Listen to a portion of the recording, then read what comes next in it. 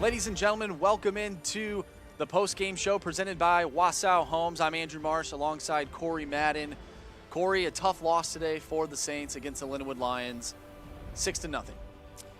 Yeah, it was a first period was good, second period was pretty good, and then the wheels kind of just fell off in the third period. Like we talked about, Maryville just can't put together a full game.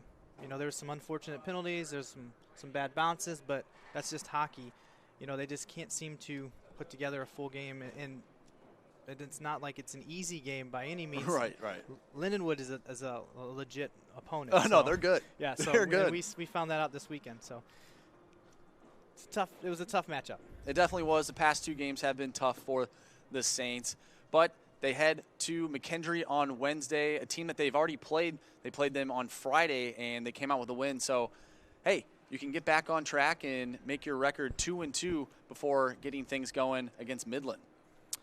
Yeah, I don't want to. You don't want to overlook McKendree, but after seeing these two games, that McKendree game is going to be so much different for these guys. Oh, absolutely. And they're going to take the film from these last two games and go over it and dissect it and see what they need to work on. But that McKendree game is going to be an exciting game to watch. For sure, and there was a couple things that this team will work on, and we'll talk with Coach Hogan here soon. But one of the things that stands out for me over the past 3 games is the shot blocking from this team. It's been a staple for this team, and I hope that they continue doing that here in the next upcoming months, essentially. Yeah, I really like how these players are not afraid to get in the lane and give up their bodies for that's a team effort there to give up your bodies and get in front of a puck when you're losing 6-0. So it's a real character. It shows your character of the team. This is they love each other down there, so it really shows. Absolutely, and going out today was Quentin Stemville. We'll have to see what happened with him, but you talked about how much they love each other, and we saw Jack Harrison being the captain he is, helping him off the ice. Cole Bonnet also, he got tossed from the game. But, hey, you know what? We just got to regroup and get things going on Wednesday.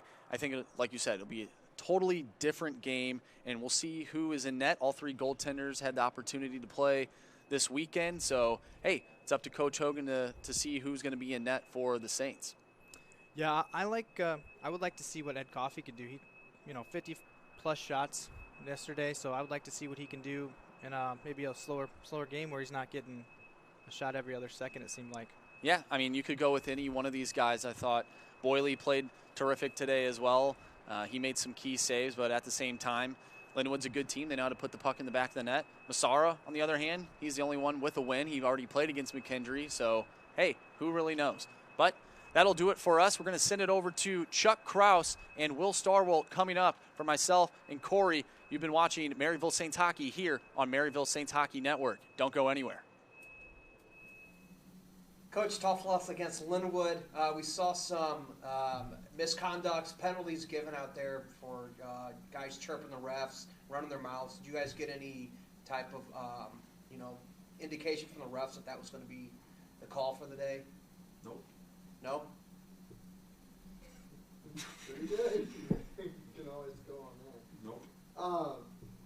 In terms of the 2 games, I mean, obviously you don't like the result in either of them, but then does this really set the tone for your guys' season in terms of what you need to work on? Absolutely. It's told the group it's the mountain we get to climb, and it's always nice to know where you're going, and that's where we're going. That's the team that you're going to have to beat, or that caliber of team. That is the team you have to beat. Now in the middle of April. So it's a good measurement for our guys, and we're going to be a better program and a better hockey team for it. So I'd rather, playing that and maybe having a lesser record. What's that going to do for our guys and our program and them as hockey players? So high tides raise all ships. So when you play teams like that, it just elevates your guys, and it's good practice. Our D zone, we got a lot of good D zone practice the last 2 days. You weren't getting that in practice. You're not getting that against some other teams. So just highlight some of the points that we need to do better, and we need to improve on as we're playing other teams and hopefully playing in April. Coach, you guys took some penalties, some that shouldn't have been penalties, and some that I'm sure you didn't want your guys in the box for. But the positive thing, you guys did pretty well on the on the penalty kill. What did you see from your guys? Yeah, they made an adjustment on the power play. They were trying to get to the middle guy, kind of or a quote unquote bumper guy, as our guys like to call it. So we probably in the third period we needed to kind of come back a little bit, keep it tighter in our PK. But to your point, that's a high note. They had some good opportunities. Our goalies made some really good saves. We had some good block shots. And we got a lot of good PK work the last 2 games, and you're not going to go up against a better PK. And I don't think we let up a power play goal, for them. I don't think they got a power play goal the whole weekend. So I'm sure they could say, or someone could say, well, they're rusty. It's their first games. But at the same time, we did a lot of good things too. So to your point, as much as I probably would not have liked to have been in the box as much, good practice. You mentioned blocking shots. That's kind of been like the staple for your team so far in terms of laying the body out and just being that kind of, is that your brand of hockey? Well, if you don't block shots, you don't play. There you go. It's pretty simple. For me, that blocking a shot is it's the biggest thing or the most important thing if you're trying to show a coach and a team that your willingness to win and play for each other. It's the willingness to lay your body out there for your teammates and your family. And if you do that at Maryville, you will play more. If you don't do that, you will not play. Because when you're on against teams like that, you got to be able to block shots. You got to lay it all out there. So all it takes is for you to watch our captain, Jack Harrison. Do pucks sometimes get through him? Sure, but I don't know how because he lays it all out there. And that's why he's the captain, and that's why guys follow him, and he leads by example. So, yeah, blocking shots, that's a must. Dominic Boyley's first college game, what did you think of that? The guy's a competitor. The guy competes. He's as athletic as a goalie that we've seen. Our other goalies are really athletic too, but Dom he competes so hard, and I know one of the goals he probably want to have back, and the net was off, and I was a little scared for the ref there for a second, but for a first game, at college level, he's coming from a totally different league, playing up in Canada, and he's trying to think, what is this ACHA? Who are the good teams? What is this all about? And that's why we put him in the deep end. Like, hey, this is as good as it gets here. You know what? If you can stop a lot of pucks against this team, you're going to be just fine here at Maryville. And he did a really good job. So, really proud of him, his compete level, and props to our recruiting coordinator, Jeff Crenshaw, finding that one. So he does a good job with our goalies and making sure they look good too. Yeah, I thought he did a pretty good job bouncing back. You talking about Dom or Jeff? Not Jeff. Okay. Dom, he did a good job at kind of bouncing back. He gave up that quick goal to start the game, but it looked like he settled in and got his feet under him, made some pretty big saves throughout the first period, even in the second period as well. Yeah, on the PK, he made some nice saves. There were some nice deflections that, my groin hurt watching it. Just some phenomenal saves. And again, maybe he want to have one or two in the third, but I'm sure he was gassed. You get 40-plus shots on net. Days are coming.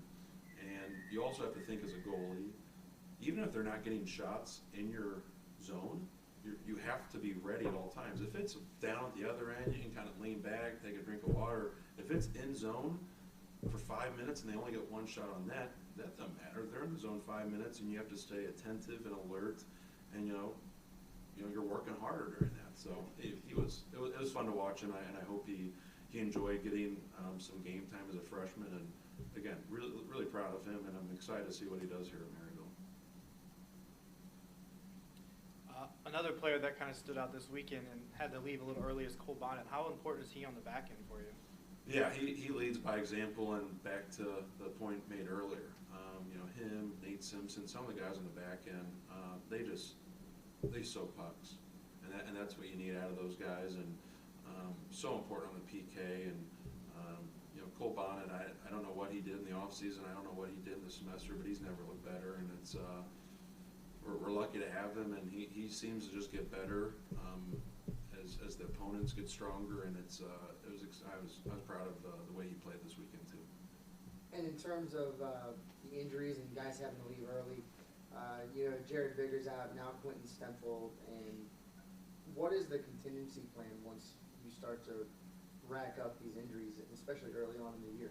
Yeah, it's next man up. That's why we put all these guys in, so they can know, okay, we need to move this guy up and down the lineup. We need to move this guy from left wing to right wing.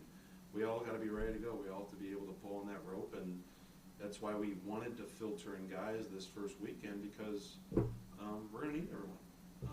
Tacker isn't 100%, and Spence Turner, he gets in today. He had a really good game as the first game this season against, again, one of the best teams you're going to see in the ACHA. So contingency plans, next man up. Do your job.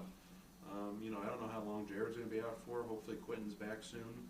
But we have some tough guys. We try to play a hard-nosed style of play, and in college hockey you're going to need to be able to lick your wounds, put some ice on those bruises, and get back to it. So hopefully we have a full squad as I think we will by Wednesday against McKendree.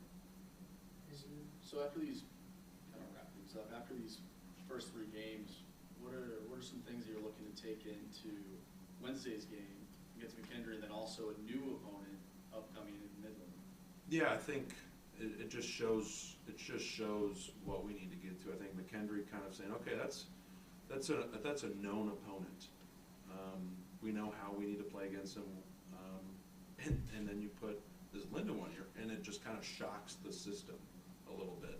And I think that was good for our guys. I really did. And so when we're watching film, when we're at practice, you can get away with it sometimes, guys. But that's why we specify the details. That's why if I'm saying the stick needs to be in this position as we're forechecking or in the D zone, the results are in the details. So we need to focus on those. That's what I'm taking away from it. Hopefully a shock to the system and understanding where we need to get to. Awesome. Thanks, Coach. Thanks, Coach Hogan, for your comments and being good with us all weekend. My name's Tom Hartbeck alongside Chuck Kraus and Will Starwalt once again. Guys, a tough back-to-back here for Maryville. They do get a win in this stretch of games with McKendree to start the year. They've got a one-day break. So tomorrow I would assume there's going to be a lot of sleeping, a lot of eating carbs. With 3 games now under our belt, I mean, what are the good things you guys have seen, and maybe what are the things that are glaring to you? Well, coming early on in the season, playing a team like Lindenwood, I mean, all you can do is learn from the positives that you did during the game and actually looking at Lindenwood's play and saying, hey, we can do something like they do. And then, coming off the win of McKendree, that's a win in all of itself, right? So we have a win. We have 2 games against Lindenwood. Take the positives and just move on with the season. And Coach said it was kind of really good practice to play Lindenwood these 2 games. Yeah, you're probably going to get beat, but, man, you know exactly what you need to work on. You know where your measuring stick is, and you're going to go play McKendree, who you had a great game with to start the year with. And Will, honestly, it seems kind of like you're hitting fungos a little bit when you're playing this Lindenwood team. Yeah, it's just a tough task in itself to take on this Lindenwood team. But like Chuck said, you just got to take some positives with this loss and then move on to the next one. Shot blocking has been excellent these past 3 games, and that's been a big staple of this team. And to kind of wrap it up, now the injuries are starting to mount. Jared Viggers out, Quentin Stemfel now out. I mean, that's a big loss in itself, the number 1 guy on your wing. It's going to be interesting to see how they fill that in with McKendree on Wednesday. Yeah, like Coach Hogan said, the next guy up. That's why they've been training everyone the same. They got a big roster. We get injuries early in the season. Next guy steps up. We move forward, and hopefully those guys, get back to health very soon. And Jens Julenson probably, I think, at least to us broadcast guys, might be the leader to step into that role if there's an open spot on a line. he seems to be pretty versatile and had a pretty good back-to-back today. Yeah, he's been playing some great hockey, putting himself in the zone, being in the right spot, back checking. He's a smaller guy, but he's been playing like a big body. Yeah, and Will, honestly, I mean, when you work in these kind of games, you just have to keep on trucking and keep on trucking. You get 1 day break, and then we're going back at it Wednesday. Like Coach has said before, this is college hockey. It's just you got to lick your wounds, and you just got to get back out there. So, for everybody on the Maryville Saints Hockey Network, my name's Tom Hartbeck. We'll catch you next time. Next game is McKendree, and you can catch that one on the radio and on our stream on the Maryville Saints Hockey Network. See you next time.